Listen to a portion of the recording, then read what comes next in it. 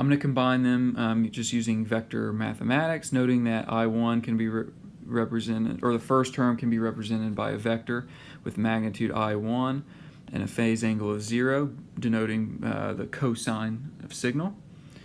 The second term can be represented by a vector in purple here with magnitude I2 and a phase shift of negative 90 degrees, in other words, the sine. Okay, so the summation of these two is going to be this vector in green, which is going to be magnitude Im, which is given our geometric relationships would be the square root of I1 squared plus I2 squared, which equals Vm over the square root of R squared plus omega squared L squared. And the angle is going to be the arctan of the B, which is I2 over A, which is I1. And since we're in quadrant 4, that will be negative. Recall complex numbers and conversion from rectangular to polar coordinates. So that would simplify to the negative of the arctan of omega L over R. So therefore, we can rewrite I as being the magnitude of that we just found times cosine omega t plus this phase shift that we just found. So simplify to Vm over the square root of R squared plus omega squared L squared times cosine omega t minus the arctan of omega L over R. So we had a cosine forcing function. That was our voltage source. Going through a series RL combination, and the output current is a cosine that is phase shifted, but just a cosine output, and with a magnitude that depends on the passive elements, our amplitude, and our frequency of operation. Okay, so we can do this, right? We use differential equations to solve the system. Even though there was only two passive elements, this was fairly complicated, but we can do it. And but it will get exponentially more complicated the more elements we have in there. So what we need to do is find out is there a better way to do this? Is there a better way to solve this kind of system? We've seen that a sinusoidal source produces a sinusoidal response. So that's what we did in the last example. Input function was a sinusoid, our output current was a sinusoid. But note that the phase shifts of the two could be different. Okay, the inductor in the last problem generated a phase shift that was proportional to, or that was dependent upon the frequency, the inductance, and the resistance. So likewise, a complex source is going to produce a complex response. So let's just imagine we have a source that is a summation of a cosine plus a sine times an imaginary number. Okay, so recall back to our review of complex numbers at the beginning of the course. This type of source will also produce a sinusoidal complex response. So summation of a cosine and a sine times an imaginary number with different phase shifts.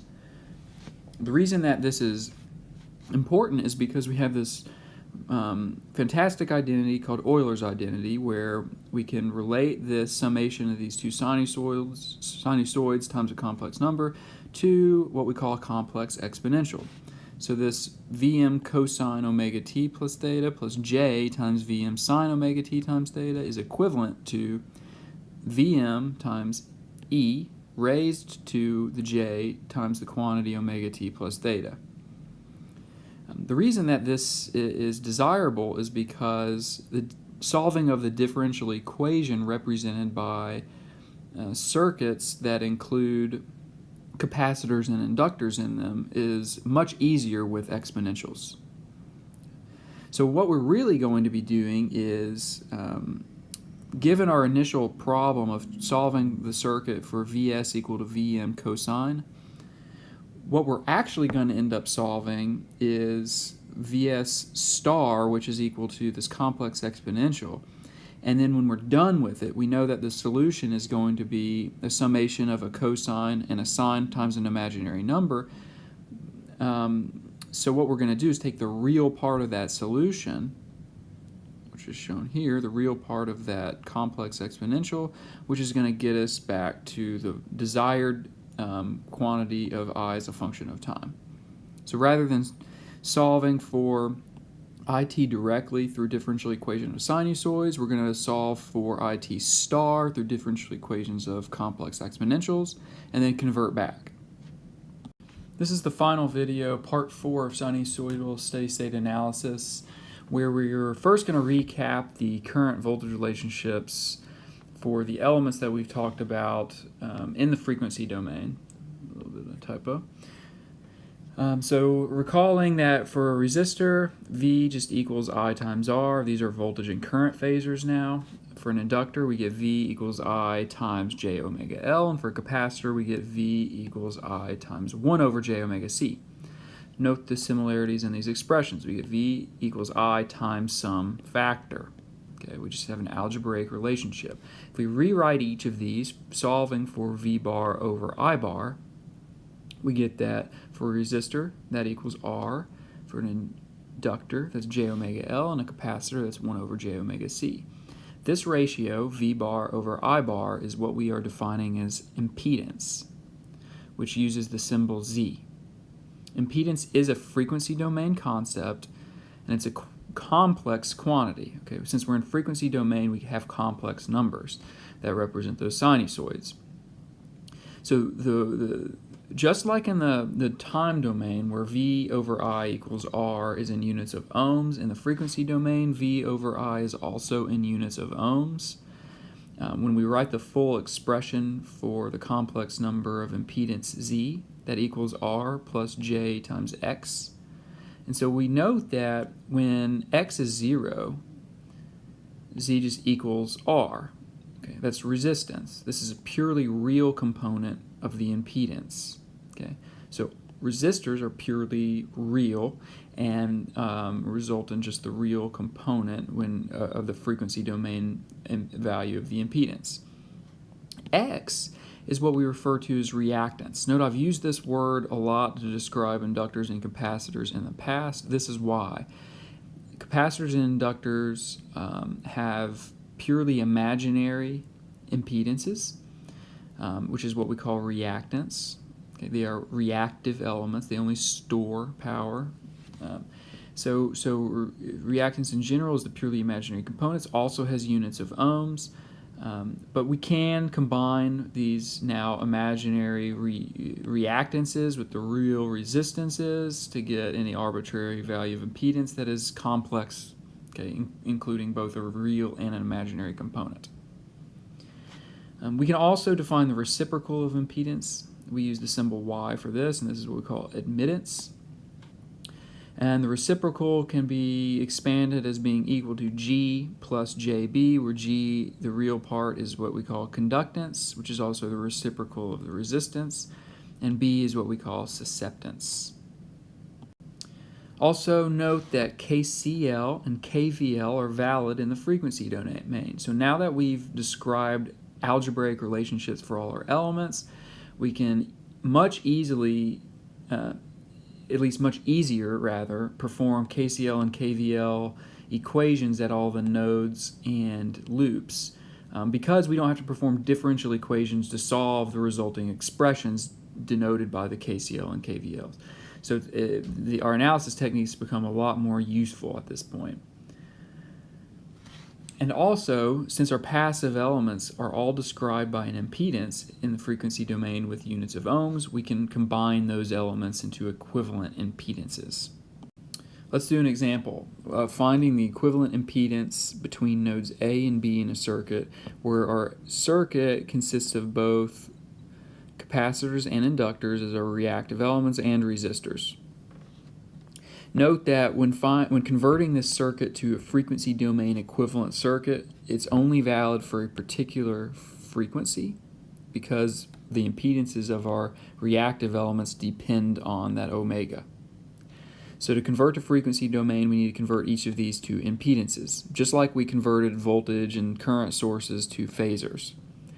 So the impedance of the 10 farad capacitor is given as 1 over J omega C, where omega is 5 and C is 10 farads. So 1 over J is negative J. 1 over 50 is 0.02. So negative J, 0.02 ohms. Likewise, the 2 farad capacitor has an impedance of negative J, 0.1 ohms.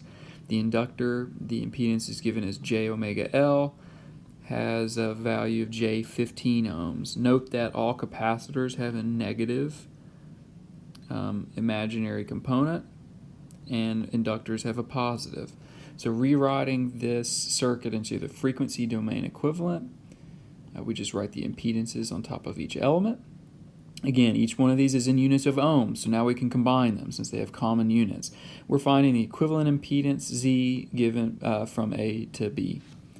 So since they all have units of ohms, they combine just like we combined resistors in chapter 2. So we see that this path on the right, all of these elements are in series, so we sum them, negative J.1 plus J15 plus 5 plus 6, which results in a value of 11 plus J14.9. That path is in parallel with this capacitor given by the impedance negative J.02. Combine those like parallel resistances, parallel impedances combine identically, and we get an end result of 1.31 minus J, 201.8. That's units of milliohms. A final note, remember this Z does depend on frequency. So at a different frequency other than 5 radians per second, our impedance would be a different value. So the final slide I wanted to talk about is let's revisit that original RL circuit that we solved twice already. That's the voltage source given by Vm cosine omega t driving a series combination of a resistor R and inductor L, where we're trying to find the current I through that circuit. So let's solve it again using this concept of frequency domain phasors and impedances. So first, let's take this circuit, convert it to the frequency domain. So we're just taking voltage phasor V now. And we're going to solve for current phasor I. The impedance of the resistor is R. The impedance of the inductor is J omega L. Now we're going to annotate the voltage drop across the resistor's voltage phasor VR and the voltage drop across the inductor's voltage phasor VL. So the frequency domain KVL is just V bar equals VR bar plus VL bar. Now we're going to sub in our phasors in whatever form that you want. So the voltage phasor V bar of Vm cosine omega t is just Vm angle 0. In other words, Vm equals I bar R. That's our R relationship in the frequency domain. And our IZ relationship for the inductor is I bar times J omega L. We can pull out the common term, which is I bar, and we note that then that multiplies by R plus J omega L. Note that again is the series combination of our two impedances here. Solving for I, we get V bar over R plus J omega L. Subbing in voltage phasor, we get Vm over R plus J omega L. That's a expression in rectangular form. Note we got this solution when solving using differential equations in the exponential form. We just got there a lot quicker just by using algebra in this form. Converting that to polar, we get I bar equals Vm over square root of R squared plus omega squared L squared with an angle of negative arctan of omega L over R. That's our solution in frequency domain. Converting to time domain, we take the real part of that, and that converts that to a cosine. So where that first slide set where we solved this problem with differential equations in time domain was rather time-consuming and difficult, using this concept of frequency domain where we only need the amplitude and the phase angle of each voltage and current, and we need the impedances of each element, we can rapidly solve these problems with algebra using the same techniques we talked about in Chapter 2. So this really enables rapid analysis as well as more complicated analysis with more interesting signals in the AC domain. So this is what we're going to be using from here on out. So going into Chapters 3 and Chapter 10 for the next module. Thanks.